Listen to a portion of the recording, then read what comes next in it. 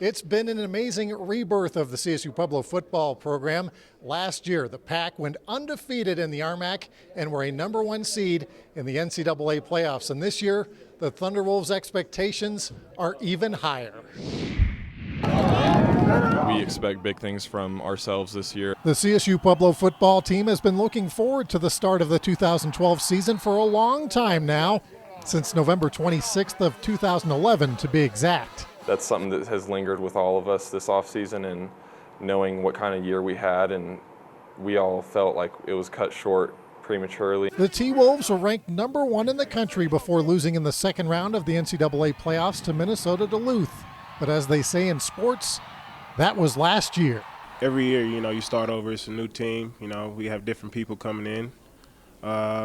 It was fun, great experience last year, but this year's a new year. Center Jonathan Jones is one of 7 Pueblo players named to the preseason all-conference team. We have some great freshmen coming in. We got a pretty good transfer coming in. We have possibly 9 to 10 starters on the offensive line that are looking pretty good. Gone is leading rusher Jesse Lewis, but J.B. Matthews, last year's RMAC Offensive Freshman of the Year, figures to fill his position very neatly.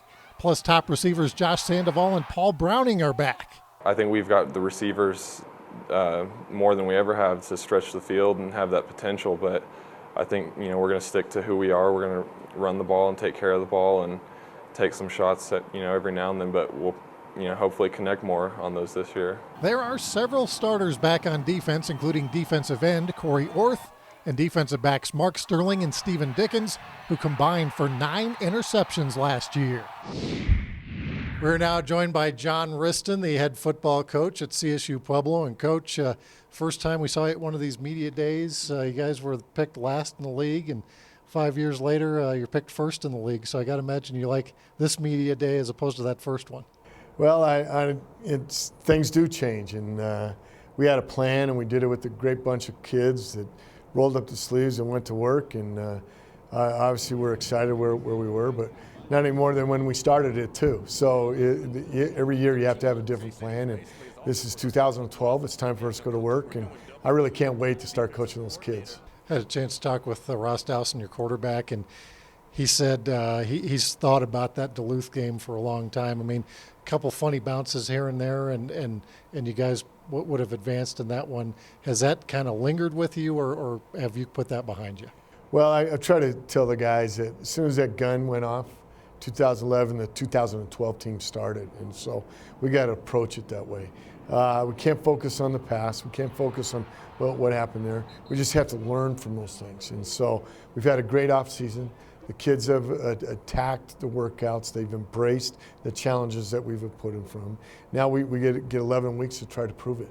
And I think our kids are really looking forward to having that chance. Now, we had a chance to induct Dan DeRose into our Hall of Fame this past summer.